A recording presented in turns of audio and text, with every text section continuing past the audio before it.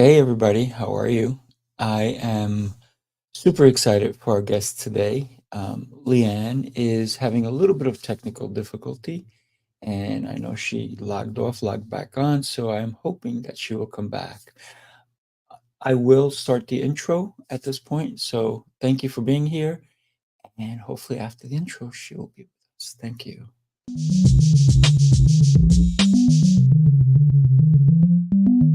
Hi, everybody. Thanks for tuning in to the Coaching Call podcast. On this podcast, we'll cover various types of coaching by trainers in sports, martial arts, fitness, and business. We'll discuss each coach's methods to getting the most out of their respective athletes or clients and how they attempt to change the platform in which they coach. Join us on a fun adventure as we discuss unique coaching styles. Coaching is a universal part of how we get others to get something done. Join your host, Raphael, and his guests on this unique journey in coaching. Hi, I'm Sifu Raphael, and this is the Coaching Call podcast. If you enjoy this episode, please subscribe and leave a review. This episode was made possible by listeners like you. Good morning, everybody. Welcome, welcome. Leanne, thank you so much for being here with me today. How are you? I'm good. Thanks for having me. Yeah, wow, I'm super excited. What can I say? We're going to have some fun, aren't we? We are. I hope so. It's early.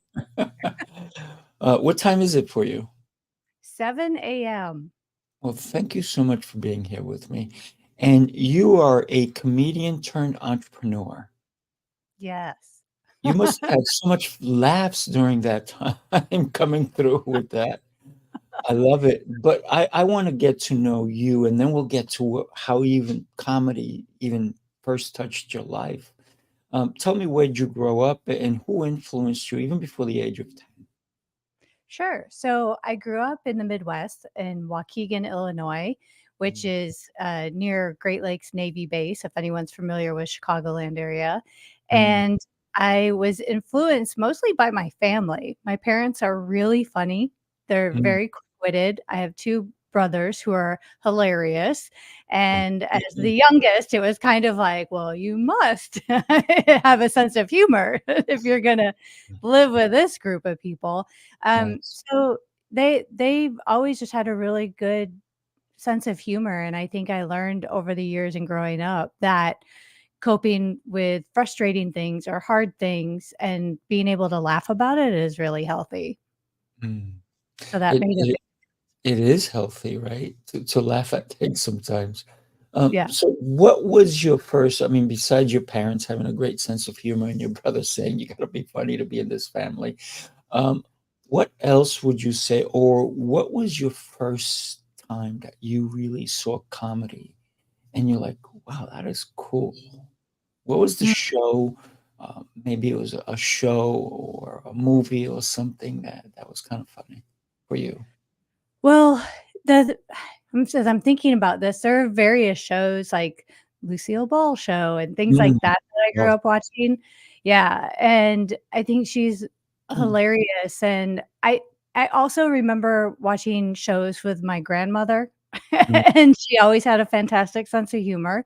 nice. Um, and then there was, my parents always watched Johnny Carson.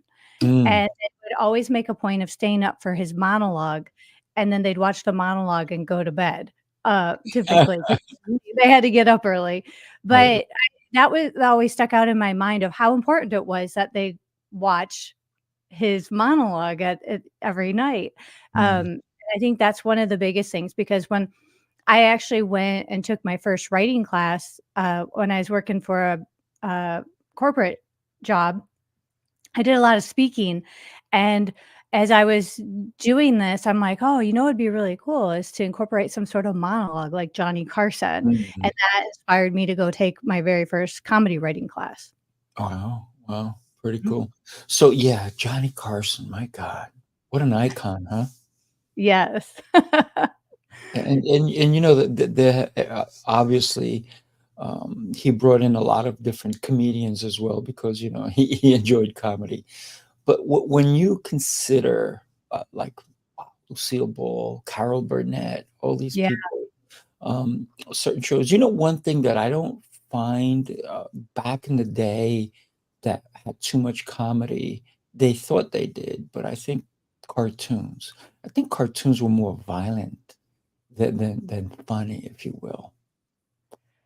Wow, okay, now you're taking me back, and I have to Yes, think I of am. what Yes, I I watched. am. Yeah, I used to get up really early to watch Yeah, cartoons before my likewise. parents got up, and, boy, I'd have to get up early. That yeah, I used to watch, like, the Flintstones Mhm. and, um, I don't remember 'em. I don't know, I don't remember the ones that I watched being as violent. I liked the Jetsons. I liked watching, uh more relationship building or, Mm. like Friends and things like that. Like Bugs Bunny was always it's kind of like rinse and repeat, like him and the Wile E. Coyote Oh, hurting each yeah. other. Yeah. Um, Well, I mean, yeah, Bugs Bunny, right? There's always yeah, somebody getting hurt, yeah, Wile E. Coyote, there's blowing up stuff. yeah. It You never know, inspired me to Popeye? wanna do any of that. It was just Tom and Jerry, right? Yeah, Tom and Jerry didn't get hurt it, each other. yeah, yeah. Yeah. So, but I think I liked more of the Mm. humorous things. Some of you asked about some of the earlier my uncle always watched, W.C. Fields, My Little Chicken, Mm. Mae West. We used to watch that a lot, and my parents were always, fans of Laugh-In, if you remember I Laugh-In. remember that, yeah. Mhm. Yeah, very cool, very cool. So, your first job, you had to do a lot of speaking. Well, not that wasn't my very Tell me about first your first job. Yeah. My out of college, like, I had jobs before then, various jobs, but, that particular job so after I had graduated, with my bachelor's degree in business management, I got a job doing accounts payable, and I didn't do any speaking. I was very quiet. Mm, I just mm, did my work and, went home, but then, I ended up going to another company, which I stayed at for nearly 13 years, and I thought I would be with that company forever and retire. mm, I loved it.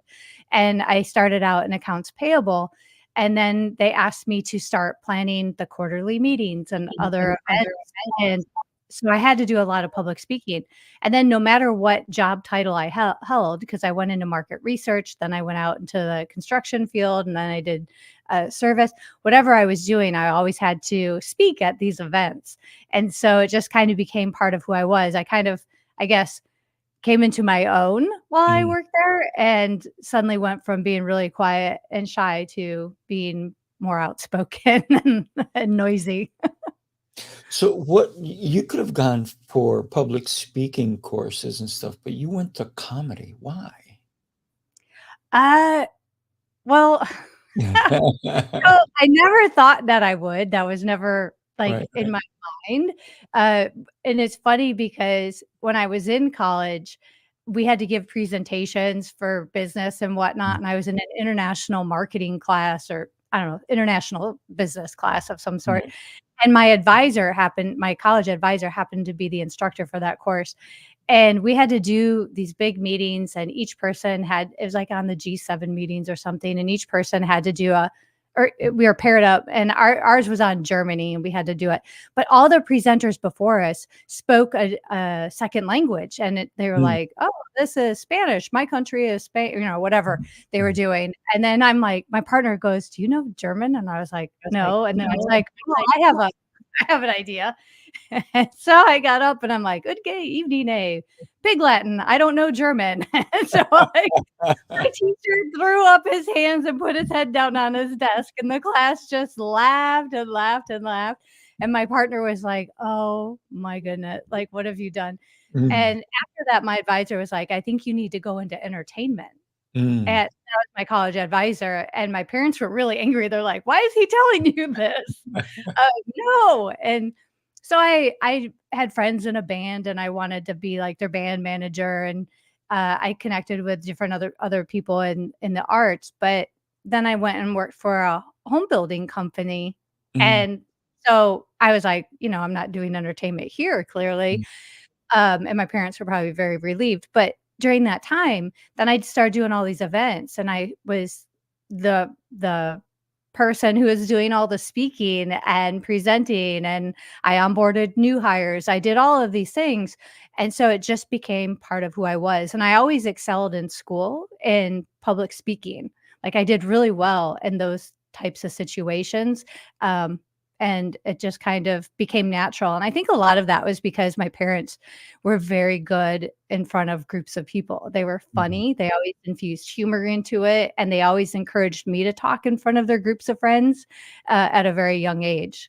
Wow, that's really, that's very powerful when I'm always telling people how we as adults, we look at little kids and we're like, "Oh, they're so funny, this." And then later on, maybe the kids become a little bit annoying and we're like, "Shh, don't say anything. We just want Yeah. we just want to see you, not hear you." And I think that's so hurtful to a child because later on you'll see teenagers who are like, "Don't speak." And why are they not speaking? And it's because they've been told to be quiet over and over again, right? So Yeah. your Oh, parents encouraging you, I love it. well, I think there were plenty of times where they're like, "You don't say a word." But I also learned, like, there were times, but I think my parents were very you make a very good point, because I think sometimes people think, "Oh, then I don't," it's a either or, like, Mm, there's no discipline or there's too much discipline, mm, right?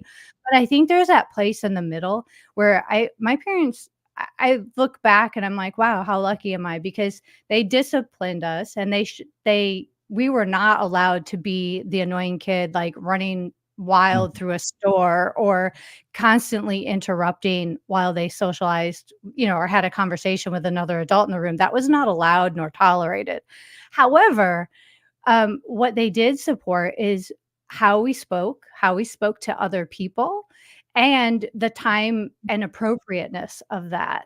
And mm, so I think honestly that plays a lot into like comedic timing and understanding and reading the audience, reading the room, because there are kids who I would rather not hear, sorry, because they're not listening, mhm, and a conversation. And even with comedy, there's active listening that takes place. If you mhm, observe any comedian or anything, you can see how they quickly scan the room, and we're taking it all in to understand and the response and that we're getting. And I think as children, I think it's really important to also have that understanding of like, know when other people are talking, listen for that open space of when you might be like, excuse me, mm, I have something to say, and doing it in a polite way, and then being able to speak clearly and effectively to even an adult. And I think there's lessons to be learned in that. Um Absolutely not to shut children down, but to promote, like, how to read social cues. yeah, absolutely. You Yeah. just reminded me of a little kid screaming out, "Mom, mom, mom, mom, mom, mom, mom," Yeah. and either the mama is like, "Oh, what?" And then the kid either say, "Hi," or they'll say, "I love you." You know? Yeah. It's very, very interesting, because there's memes on it and all that, but I've actually seen it in person where I may be talking to a parent and the kid's like, tugging and pulling, and finally the mom or the dad is like, "What?" And the kid will be, like, so endearing and say, "I love you," and it's Yeah. so funny to me, and then the parent's like, "Oh my gosh." But it's given the time and like you said, making sure that the kids understand when is the right time, Yeah. right? To even interrupt, because Yes. sometimes we have to interrupt, right? Yeah. Yeah. Mhm. And sometimes kids do that because they're testing power, Mm. you Oof, know? without a doubt, yeah. Yeah. So you get into this class. What was the class like? What was your first experience like?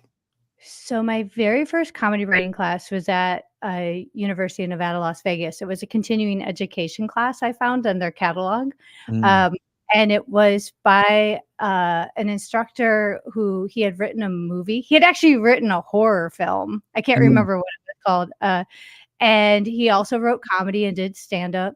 And I took that class, and I really enjoyed it. It was, like a whole semester of it, and we had assignments. We had to go out and write things.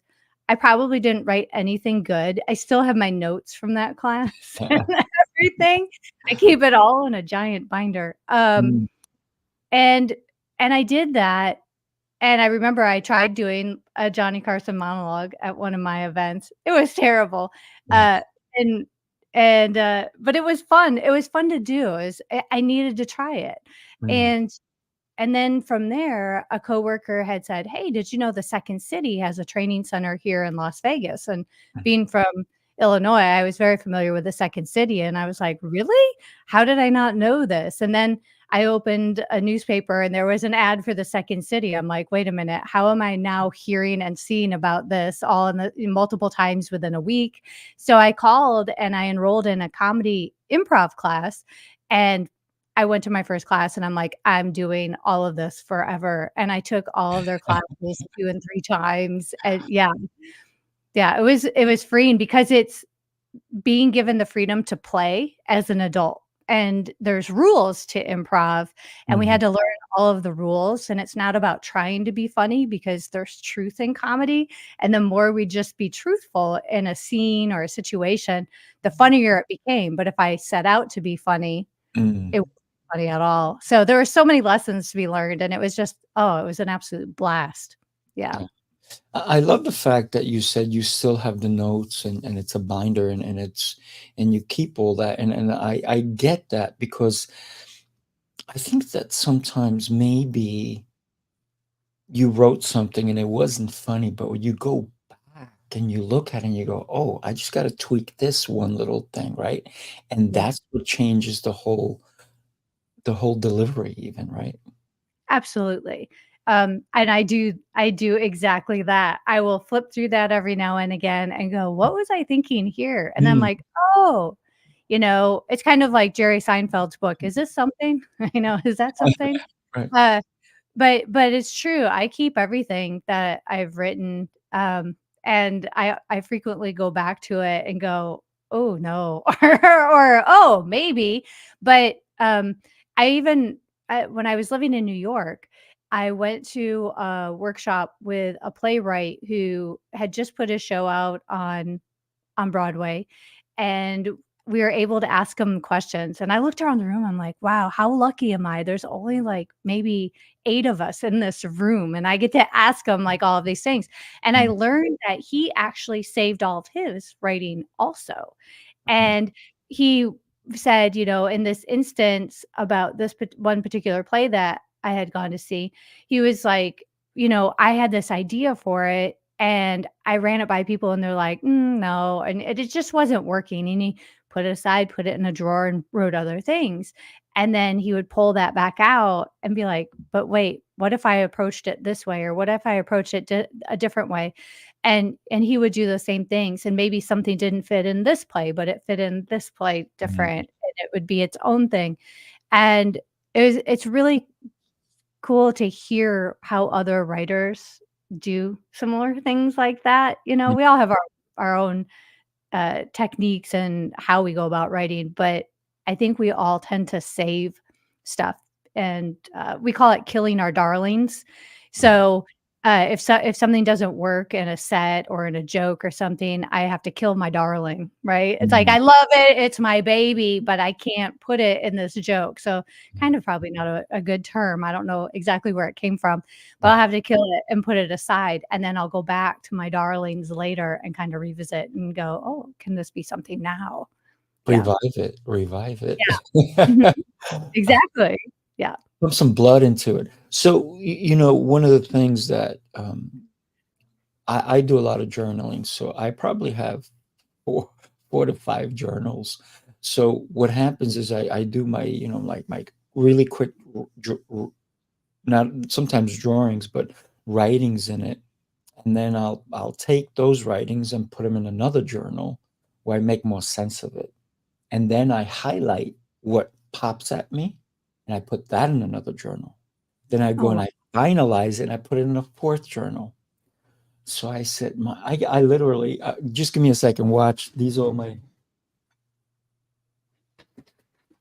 that's some intense journaling. I'm not kidding. Look, all these Oh books, my right? goodness. and Yes. like just notes. And what winds up happening is I'm like, I'm getting a little crazy here. So what I did is I bought a Remarkable 2. And Mm, now what I can do is I can do it in there. And I'm like, oh, I don't have to carry 20 books with me every time I go somewhere. I could just carry this one thing. yeah. And it it it's really cool the way I think that way, because you're right. You said something that really it resonated with me, and you said, "What was I thinking when I wrote?" Right? Because sometimes your head is somewhere, right? Or Yep. you woke up from a dream or whatnot. I've woken up at like 3 in the morning. I'm like, oh, I got to write this, and I start writing. I've written books. I've written, you know, just paragraphs or ideas or inventions, and I just write them out. And then later on, like 2, 3 weeks later, I'm like, what, where was I? Where Right? was my Yeah. brain? What was I doing, really? So yeah, that I'm so happy you said that, by the way. Yeah, I often wonder, like, what was I thinking? And I also, save all of my journals. I would be so embarrassed if anybody were to dip into those and find Mm, them or something, because sometimes, you're like, "What was I thinking? What was happening?" Like, mhm, w when we're in the moment of when we're in the thick of it, right, of things, and there's so much emotion fueling our thoughts and our actions and what we write, and so similar to you, I do like a thought dump. Like, when mm, I journal, I'll give myself permission to write anything stream of conscious for right, 3 solid pages, and I won't judge it, I won't edit it, I won't if I make a spelling error, I just keep going, mm, right? And I just give my brain permission to open up and to just thought dump. And then from there, if there's something specific I wanna write on, then I can set a timer and write for 20 minutes, and when the timer goes off, stop, mm, walk away, go do something completely different, not writing, and then come back, and then I can sit down and continue. But oftentimes it brings new perspective on something so that again, 'cause it's like, "What was I thinking?" And instead of "What was I thinking?"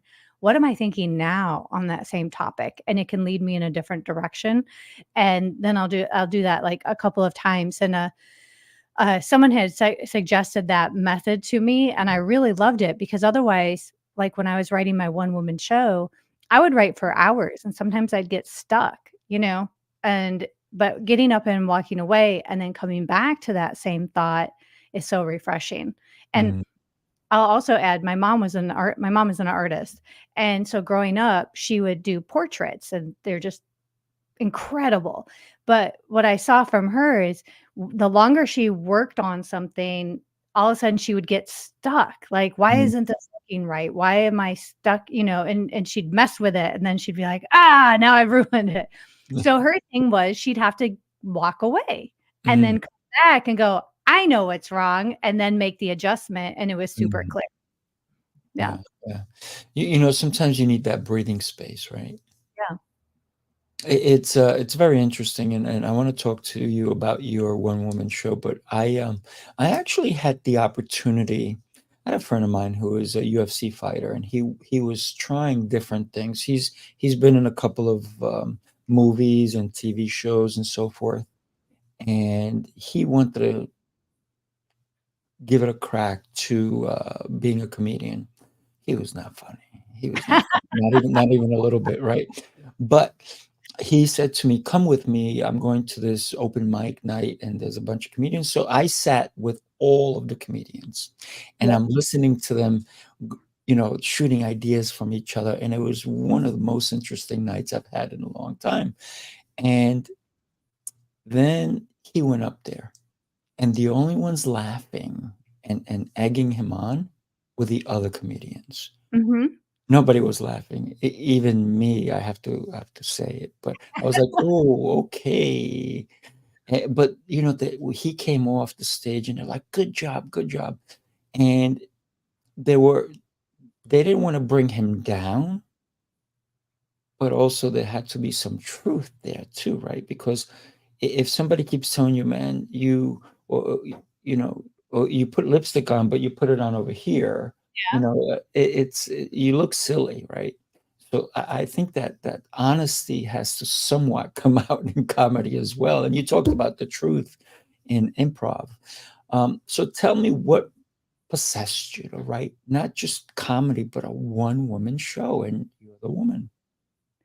Well, so when I had moved to New York, I had been laid off from my corporate job, which I had thought I thought I'd be at forever. I thought I'd Mm, still be there. Surprise. So when yeah. I moved when I moved to New York, I completely immersed myself into uh improv the improv scene and classes and working with an improv group and putting up shows, and then I started an open mic, um and so when I was doing all of this and I would go see shows, I can learn so much from other people and what they're Mm, doing, and how are they putting themselves out there, and also what kind of comedy are they doing, what are they writing, all of that. Like I love I love just being in the theater and watching, learning, doing, um, rinse and research repeat. and development, right? Yeah, right? You do, and I just wanted to know everything, and obviously that's not possible, but when it came time to write my one-woman show, I didn't know I wanted to do a one-woman show until I saw people do one-woman show, like one Mm, solo shows, um, and I was like, "Wow, that's fascinating. How do you go about writing it?" And so then, there was a class taught by Rebecca Drysdale, and she's written for TV and stuff since, but, she had done a one-person show, and it was fantastic, and I was like, "I wanna do that," mm, and other people were talking like, "I'm gonna take this class, and I'm gonna do a one-person show," and I'm like, well, that sounds really cool. I had no idea what I wanted to write about. And mm, so her the to sign up and take her class, I think there were like 12 of us in there. And she's like, don't come with like it all planned out because we're going to discover what your show's about as mm, we write. And so I love that because that gave me I took the pressure off of like, "Oh, I have to have this idea." It's like writing a book. I have to have the title and then mm, know what I'm doing. No, I don't. But what we did is each week she would give us inspiration to explore a topic, and then we'd all come back and present what it was we wrote, and we'd have to do a character monologue on that or different exercises and do it. But by doing those exercises, and each week was a different approach to writing and a different part of our show, and I loved that so much. It was so, um it gave me permission to just do something rather than to have to do it right, because there is no right. And what came out ended up being a show about my personal journey with relationships and being married and divorced, and, uh what that looked like, and I didn't write it just from my perspective. I had to write it from the perspective of an ex-husband. mm. What was their take on me?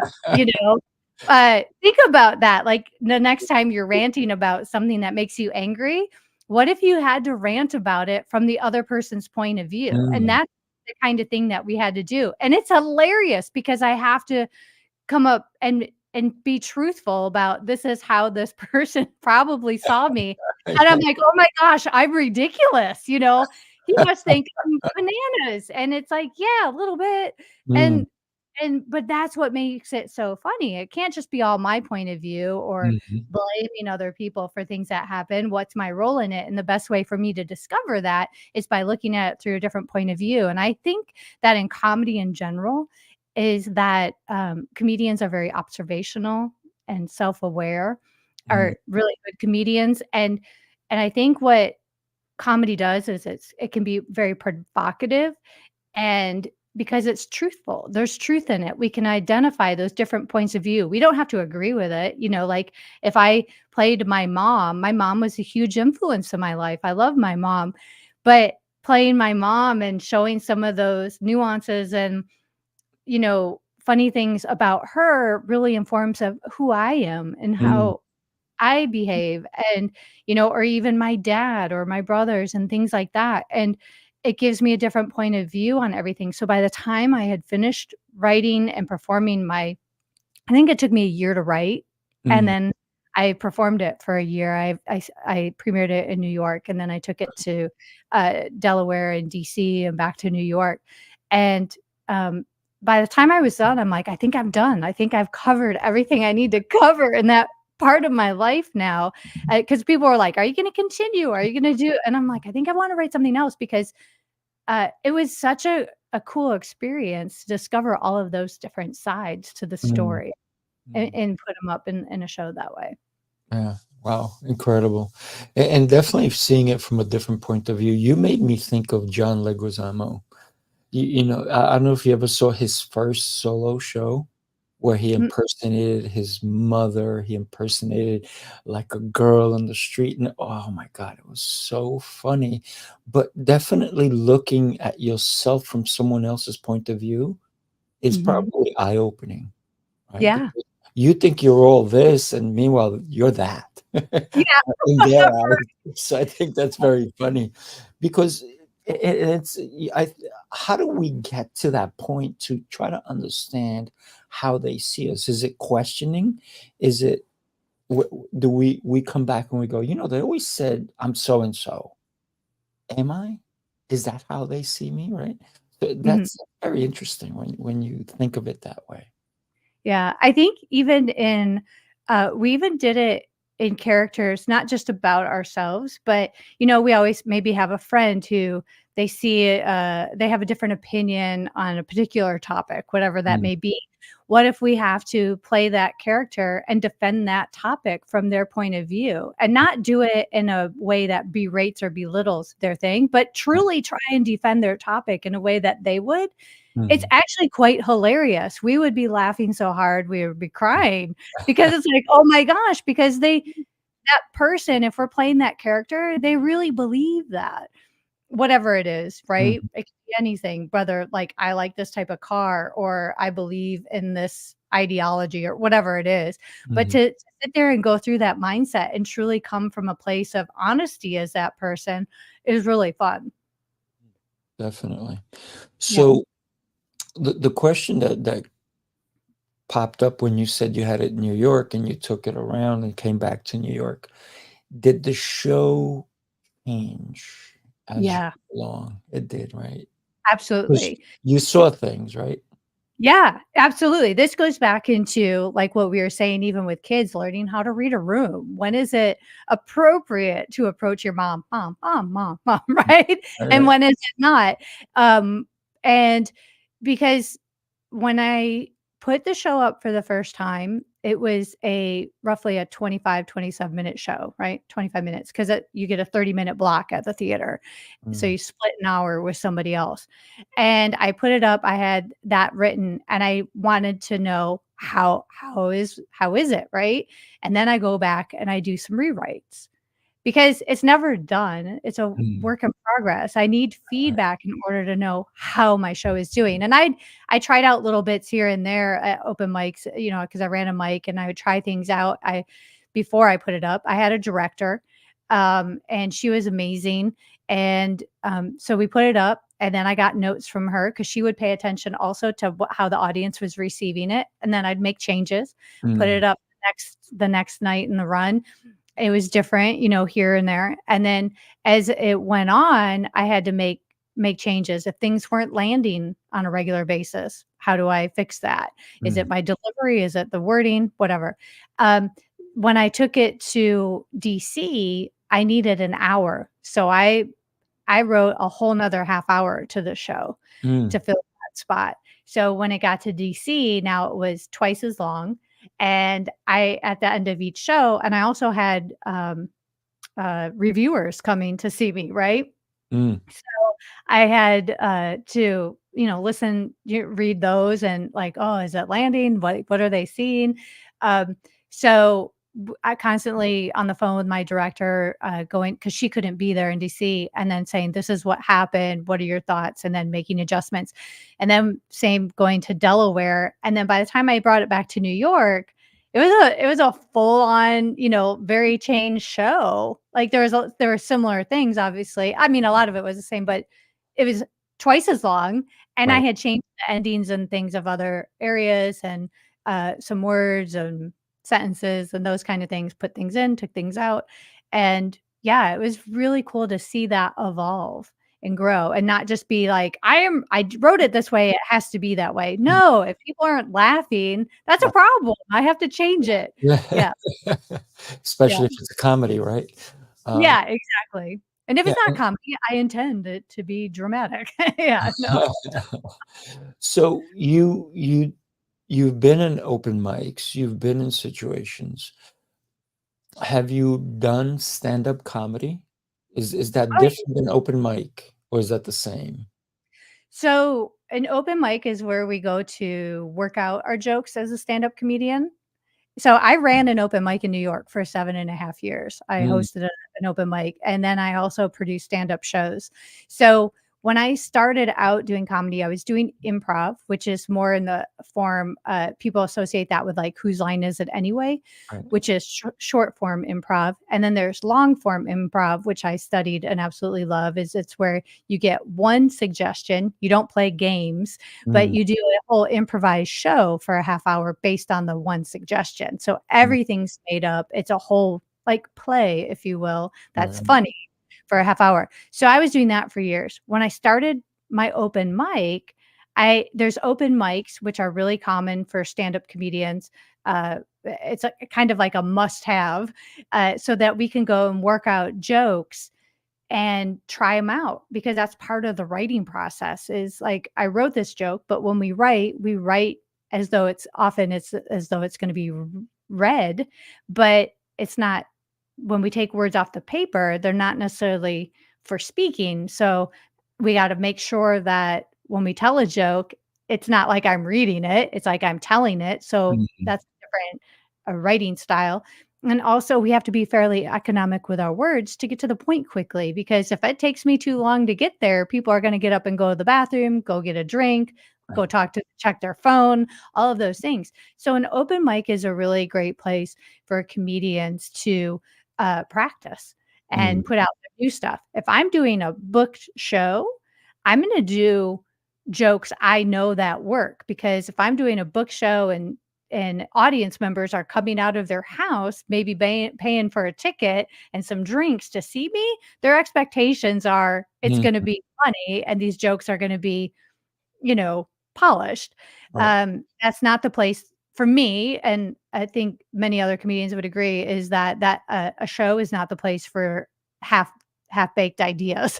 Like, Yeah. that's what an open mic is for, is to try those things out. So, like, when you mentioned your friend going to an open mic and people cheering him on, that's a really supportive mic that they're Mhm, encouraging someone who's new to comedy to keep coming back and trying it out because, it's if the thing is we someone asked me what's more important, do you being vulnerable or having a thick skin? And I think it goes hand in hand, because we have to be vulnerable to get up on stage, but we have to have that thick skin in order to walk off stage and hear what we're going to hear. right. I think driving those two things is our bigger purpose, and we have to really want to be doing that in order to grow that thick skin and also be willing to put ourselves out there night after night after Mm, night mhm, and be vulnerable. right. So open mics are for working those things out, and the audience is predominantly comedians, your fellow comedians doing the same thing. And then the shows are where we actually go when we know we have good solid jokes. Mhm. Yeah, thank you for explaining that, but and Mhm. it makes so much sense, right? So you're working it out, figuring it out. How about physical comedy, right? So we have I'm forgetting his last name, but Jerry's Kids, what was his name? Oh gosh, back in the day. Oh, um, Yeah. You know who uh, I'm talking about. yeah, I do, and all of a sudden I just blanked. He was with Steve Martin, right? Yes, They were partners and so forth. yeah, But yeah, Carol Burnett, oh my gosh! I mean, Lucille Ball, all these people who use their body and their facial expressions to bring light or life to the jokes, Mhm. the comedy, right? Did you use any of that as well, or it was just words and delivery? In my one woman show, there was movement. There are things that I would absolutely.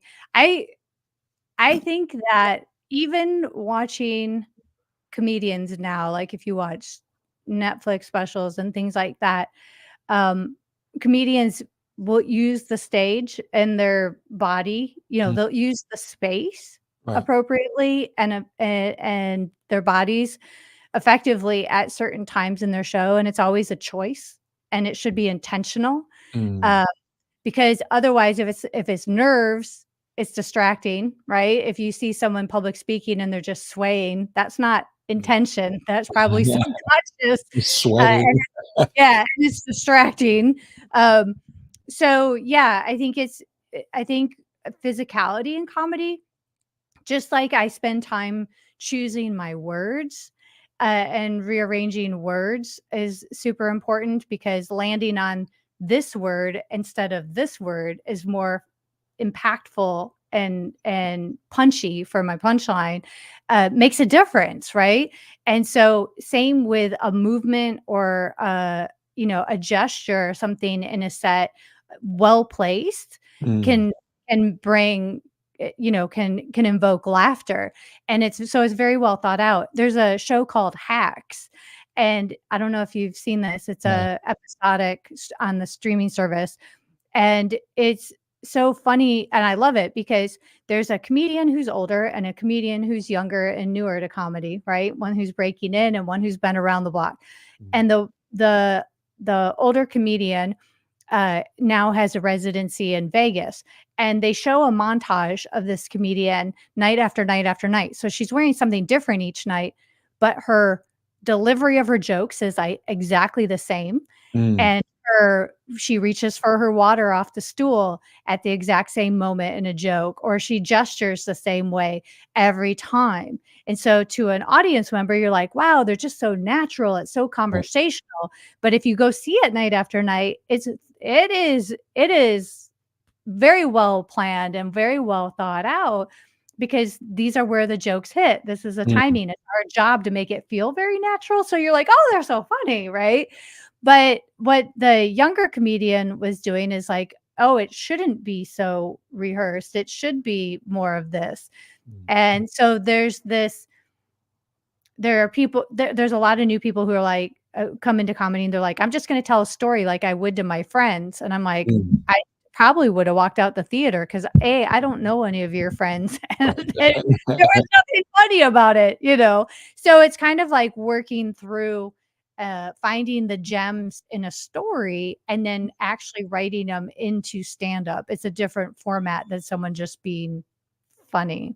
Right. Yeah. Right, right. So sorry, going back to your physicality, Mhm, putting the physicality into a set is like the things that really bring it all together. mm. It's part of the delivery. Yeah. Oh, yeah, yeah, definitely.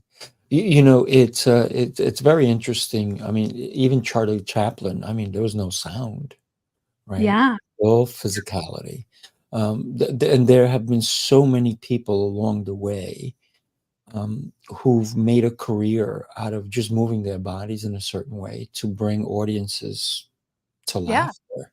Look at Cirque Um, du Soleil, oh my right? gosh, that's beyond. Yeah. Yeah, It's yeah. fantastic. Mm, Friend of mine from Vegas way back when he was a Second City performer, and then he started out doing clown work and studying being a professional clown, and mm, then he started doing improv in Second City. But his physicality was just remarkable to mm, me. Like mm, he could say nothing and be hilarious right. without being wacky. Mm, But mhm, his movements were so intentional and thought out and, pronounced that it was just hilarious, and then he went on to write Cirque shows. Um, Magnificent talent. I have so much respect for that, and I think people who can do physical comedy, I think it's almost like something that we don't see as often anymore as we used to. Yeah. right? Because when we think of physical comedy, we think of people from a long time ago, but I think that it's such an art form, and I'm so appreciative of people who studied that. And I noticed that in comedians, it often comes from people who have a background in clowning. Mm. Mhm. Interesting. Yeah. Interesting. Because clowns have to be funny without saying anything, right? Yeah, and it's an art, like, people study like, it's a serious business, our Mm. comedy, we're serious about it, and I even think of comedian Mike Kramer I knew in New York, and he would come to my open mic regularly, and he's very physical, and he's just hilarious, the way he would use his body, like, and different people like that, like, we don't always see it, we see someone who comes up to the mic, and they're just a talking head, Mm. right? And they could be really funny with their words, but to see someone bring it all together in a total package where they can use the stage and use the space, they don't have to do it. You don't have to do a lot. You just have to do enough. Yeah. Yeah. Yeah. With what you just said, you made me think of it that the best ones laugh all the way to the bank. Yeah. Right.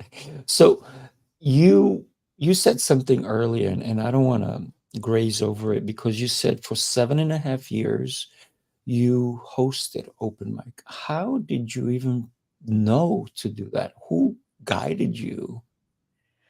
So, when I got to New York, I was doing improv and sketch comedy, right? So, I was writing sketch and I'm like, I don't know if that my sketch writing was any good. I want to try it out. And instead of writing a whole show and finding out that nothing worked, what Mm, if I were to put it up in an open mic? Because there's open mics for stand up. mhm, Um, and there's open mics for musicians. Why can't there be an open mic for sketch comedy? So I started this mic and I called it Casual Sketch. mm, And I had a friend and we were gonna host it together. And then after a couple months, he was like, I'm out. This is I'm not interested. And I'm like, well, I'm keeping this thing going. And we had it at the Magnet Theater. And people would sign up with their sketch group or just a sketch writer would sign up and then they'd cast it. They'd find some people at the last minute and then try it out. But what I learned is like people are like, it's kind of hard to get to cast it, and get people to try it. And because everybody was booking gigs or having class. So it's really in New York, everybody's, you know, doing something. Yeah. nobody's yeah, everybody's doing something. Nobody's there, like, "I'm on vacation," says nobody.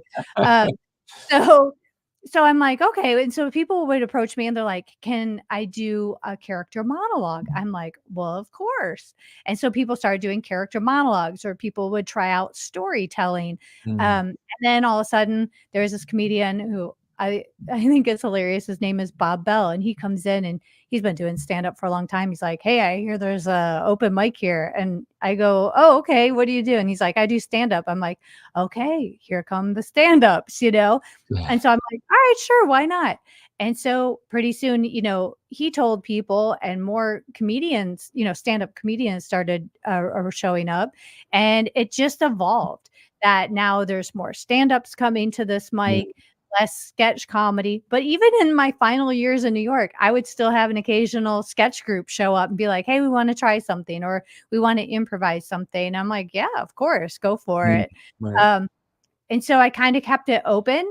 I Mhm. let the I let I let people tell me what it was they needed. Like I have this Nice. open mic, the whole purpose is to try it. And it just kind of evolved and we just let it do its thing. And it lasted 7.5 years till I moved to the West Coast. So Wow. yeah, That's pretty yeah. cool. That's pretty cool. So you decided to take comedy online. Tell us about that. Yeah. So after being in New York, I had been in New York for almost 9 years and met so many really cool people. It was a community, right? Mm, Got to know people. It was my home. I knew people. Had run this mic. I had produced shows, and then here I moved to LA area. I ended up in Long Beach, which is not really close to LA when you think mm, about traffic. mhm. And I'm like, how did I end up here? What am I doing? Like I spent all of my time in traffic. I really not being right in the neighborhood, I felt like I was missing out and I would make every effort to drive in, but it got expensive. and to Mm, move is pretty expensive. To find a place is expensive. I'm like, how do I bridge the gap? Like I miss I miss New York right. really, and I miss the community. And in LA was a little bit. I mean, it's just different. Mhm. Um, so I'm like, how do I get more stage time without losing time and money? And I thought, "Oh, I'll bring things online," and I kind of floated the idea out there and thought, "Oh, I'll do it with Skype." Remember Skype? And everybody's like, "Ah, Skype." And I was like, "Ah, right." But I was working remotely because I was still working for I had a day job with a company in New York, and I was using Zoom. I'm like, "Maybe I'll use this Zoom thing," you know? Mm, This was back in 2014, 2015.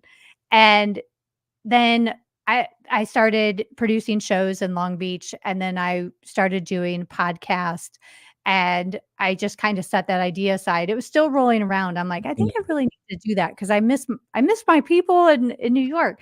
So, eventually, in August of 2019, I'm like, "I'm just gonna start an online open mic." And so I did.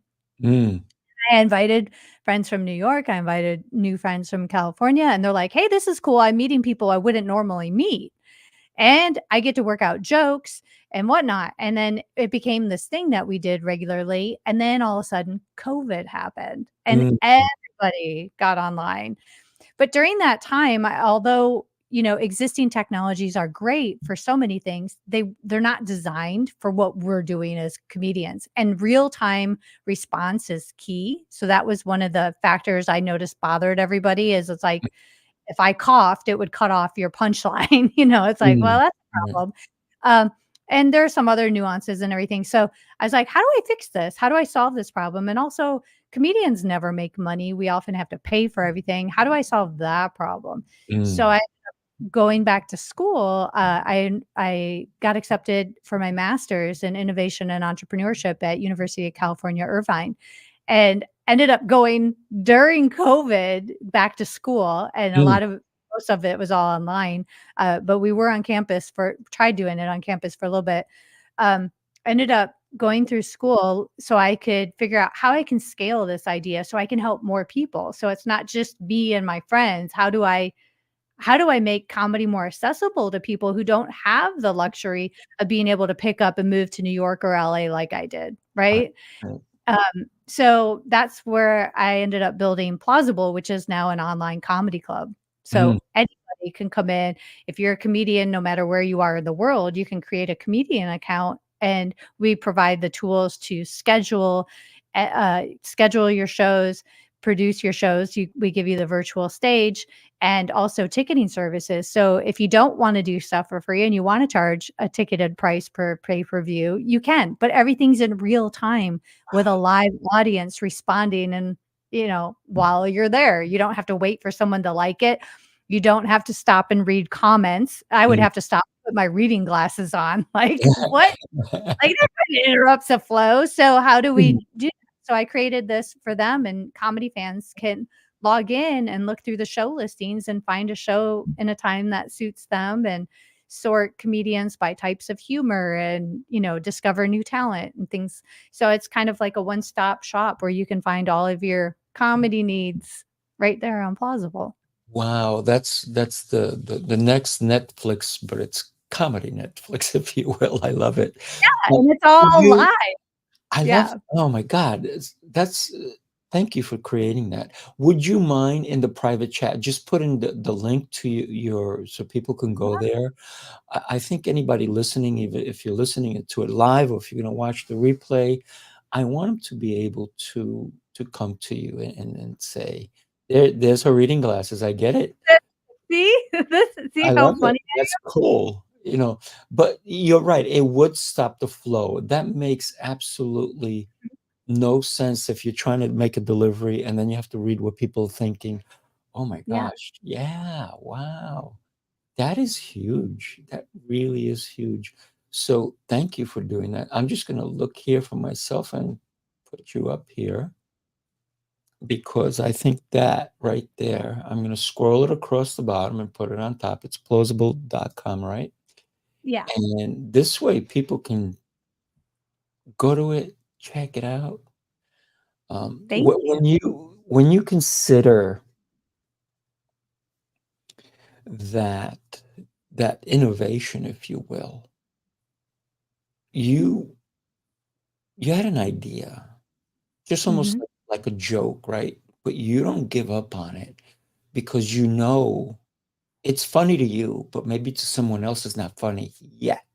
I love the word Right. yet, right? Until we develop it, until we understand. And I think that's where open mic it truly is so helpful for musicians and singers and anybody trying out stuff. Yeah. And I love the fact that now you found a way for comedians to get paid. Yeah. That's you're a superhero, young lady. You are to all the comedians out there. If you don't even know about Plauzzable, what are you doing? You got to get out there. And I got to tell you, that's phenomenal. It Thank really you. is. So, Leanne, when you consider the way you're now helping people, did you ever imagine that you'd be doing it like that? No. No, I really didn't, and it's funny because when I think back about, what I went to school for and what kind of jobs I had, it doesn't at a glance, it doesn't necessarily make sense, but when I put it all together, it's exactly what I needed to Mm, do this. yeah. I'm so grateful for each experience because although they seem disconnected and so like how can you go from working for a new home builder to, you Mm, know, being an office manager in a theater to doing stand-up comedy or what it it seems very disconnected in a very non-linear path. But when I really put it together and all the skill sets I need to mm, be an entrepreneur, I needed to know how to do bookkeeping. I need to know how to understand the workings of a theater behind the scenes. I needed to know all these other skill sets that I found and I was fortunate enough to get from these other jobs mm, and the people I met along the way and their encouragement, like to have coworkers go, "Hey, you should really sign up for this improv class. Maybe you should explore this a little bit more," and be so supportive. And the failures I've had were actually as tough as those things could be and challenging as they were at the time. Really, what they were doing was putting me on this path, and I mm, just didn't know it yet. So sometimes the universe does for us what we can't do for ourselves, and it's like, "Hey, you're not supposed to go this way. I'm gonna throw up a roadblock. Now yeah, you have to go this way." And at the time, it seems like, "What is happening to me? Like, why is my life upside down?" mm, But when I look back, I'm like, "Oh, thank goodness," because I would never have done it on my own, you yeah. know? It's probably all your experiences that allowed you to bring this forward because, yeah, you're working for a construction company but there's no comedy in it unless somebody falls down or something like that. And that's you have those other shows, which when those shows came out and they showed people getting hurt and everybody's laughing. At one point I was laughing too, but then I stopped laughing. And you know why I stopped laughing? Because they just showed somebody getting hurt and then they pulled away. And I'm like, wow, that person probably really got hurt. Why am I laughing at their expense? And that stopped being funny to me. So if it's somebody who has they're a comedy genius with their body and they're doing things and they're doing it on purpose to make you laugh, it's one thing. But if somebody really fell and they got hurt, but they pulled away, and it's like, oh, it's funny when you first see it. It's almost like you with a friend and you're walking down and they fall down and you think it's funny because it is, but Yeah, they got hurt. Maybe they broke an ankle or a leg or whatnot, and right. so it's a scary situation. So that's getting all these things. So You sorry about. make a no, no, you make a great point though. And there is, they study laughter, like why do we laugh? And there's different reasons why we laugh. And sometimes we laugh when we're uncomfortable. That's Mm, a natural response. It's a natural human response to laugh or giggle. You can see that in people when they're in an uncomfortable situation or something's awkward. There's also we laugh in times where we're fearful. Mm, That can often trigger a laughter response, and then there's times where, something tragic can happen and people can laugh, like someone getting hurt. We laugh at a friend falling down. I remember when a friend of mine were in Europe and we had rented a moped and I crashed it. We could not stop laughing, yeah. yet we just crashed it into a building. It was scary, but Mm, our response was to laugh. yeah. And it's kind of a it's a coping mechanism Mhm, for various situations in our life, and I think that's why a lot of these things in cartoons or whatever elicit a laughter because, well, some of them are absurd, right? Like a rabbit and a coyote. What? Like, where are they getting all this dynamite? But, mm, um, there are things that are absurd that make us laugh, things that are silly, things that are very uncomfortable. I think that's why a lot of our provocative comedians of the day, mm, um, that like we comedy tends to push limits. It drives us to a point of discomfort and then brings us back in. And a good comedian can walk that line and like bring us to the edge. And then the laughter is what, oh, thank goodness, right? mm. It's a Yeah, relief. Like I thought you were going here, but you yeah. took us here. Oh, good. It can be a relief. So there's a lot of different things that can elicit that kind of response. Mhm. Yeah, no, I totally get that, but and you're right, like, a comedian who's doing it and the way they move their body, which is incredible, is really cool, but when, there's that show Ridiculousness, and they show people truly getting hurt, and then they Yeah. pull away, and they're like, "Oh, why was he thinking that?" And people are laughing, and I'm like, "Oh, I thought," and I used to laugh at it, and it's like, "Oh, no." Yeah. Somebody got hurt. Somebody really got hurt, and we don't know what happened to them. Right. Because at first we laugh, you're right, we laugh, but and like you crashed, and it was funny because you didn't get hurt. Would it have been funny if you crashed and you broke a leg or 2, right? Yeah, Or an arm? probably No, but if somebody saw it and then they pulled away and didn't see you get hurt, yeah, it could have been funny, right. right? So Yeah, it all comes down to context, like yeah, what are absolutely. we yeah.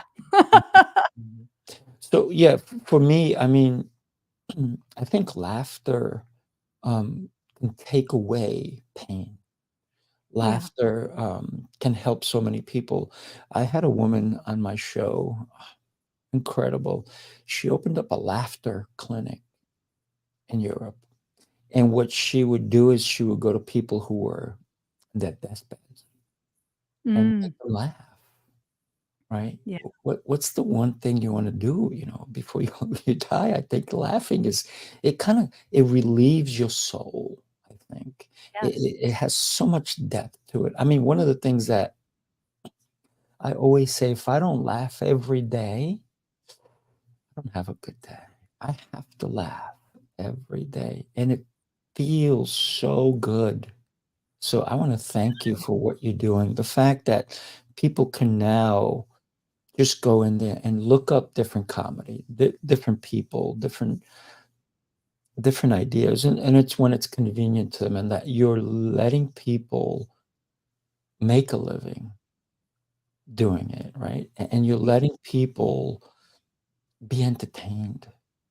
I'm telling you, you're doing amazing, amazing stuff. So if you can give us a quick idea, how expensive or how inexpensive is it if I say I'm with my girlfriend, my fiance, my wife, my boyfriend, whoever I am with, or 10 guys, 10 girls, whatever, and let's go watch a comedy and we can do it in the comfort of our own home. Mhm.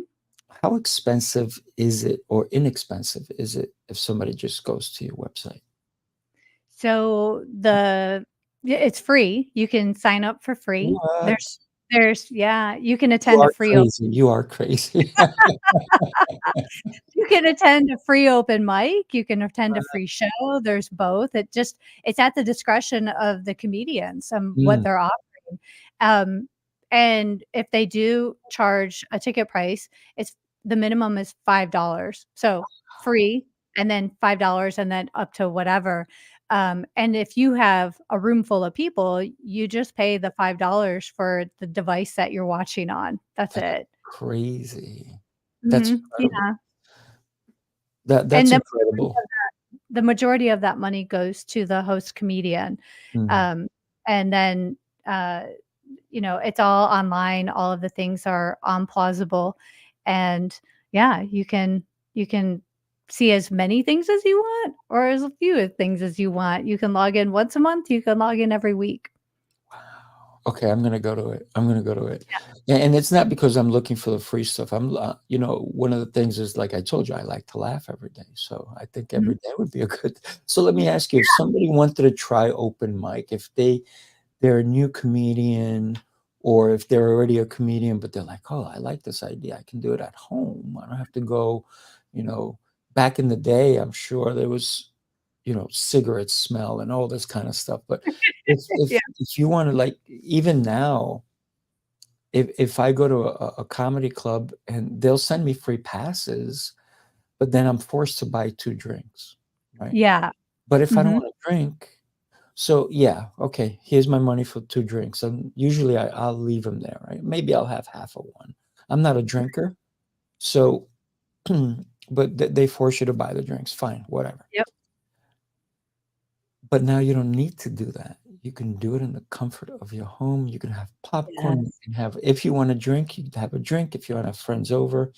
So, what an amazing and innovative idea.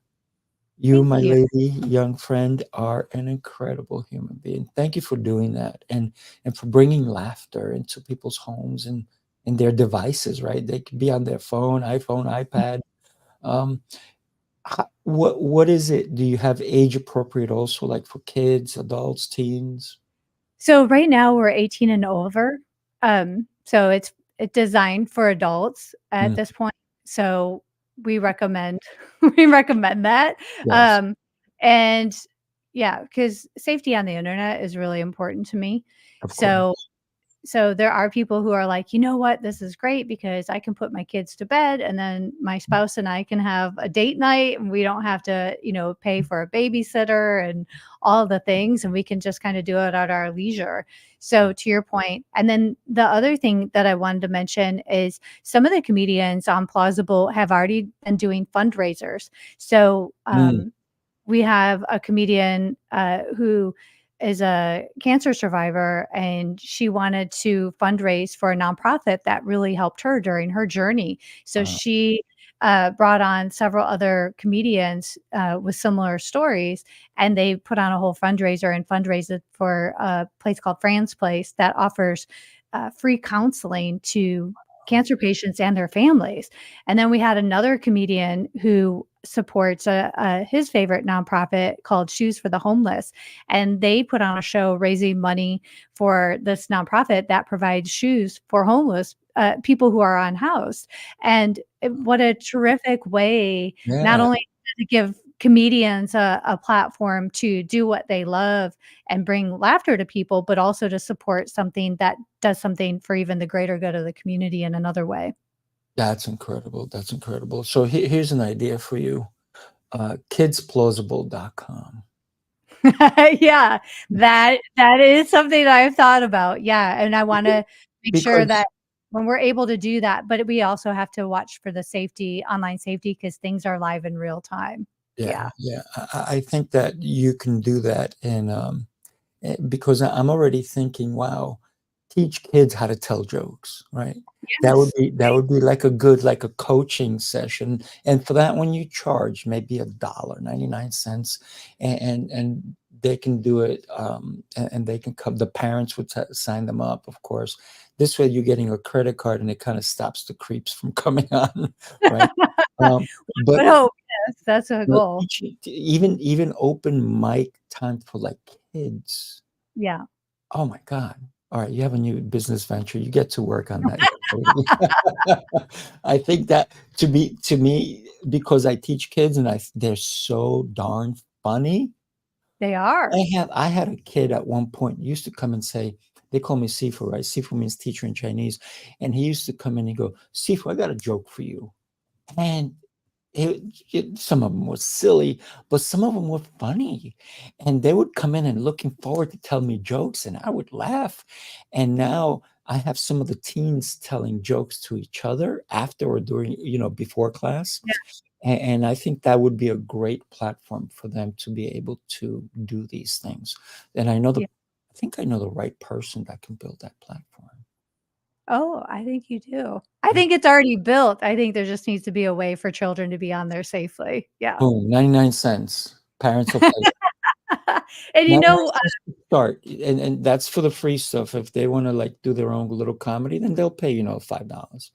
speaking of kids saying funny things, I'll tell you really quick. My mom had her hair done the other day, and the lady who does her hair is a grandmother, and she says she said to her grandson, "What do you want to be when you grow up?" They were having that conversation, and he's like, "Well, Grandma, I want to be a garbage man." And she was like, "A garbage man? Why do you want to be a garbage man?" He's like, "Because they only work on Tuesday." There you go. See, that's all he sees. Yeah, my mom was like, "You have to tell that joke in your set." I go, "Well, I can't because it's not mine. I didn't write it. That's someone else's story." But my mom's like, "No, you have to tell it." So my mom wanted me to share that story. We all remember Rodney Dangerfield, right? I had a Mhm. friend of mine who sent him a joke. And what Rodney did is he sent him $50. I was Oh, like, yeah. that's pretty cool. And, Yes, and there so Rodney actually used his joke in his routines. I was like, wow, that's pretty. And he used yeah. to, he used to do the tie thing, it's so funny. Um, but I got to tell you, you have an amazing thing happening here. And I know that you have great things coming, like the Kids Palooza. It's plausible.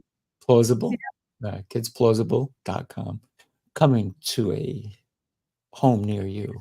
So thank you so much for being here. We're going to say goodbye to everybody. If you can hang on for a quick second, I just want to Yeah. chat with you for another sec. Everybody, thank you so much for being here, and do me a favor, my good friend, Leanne. Everybody have an exceptional day. Take care.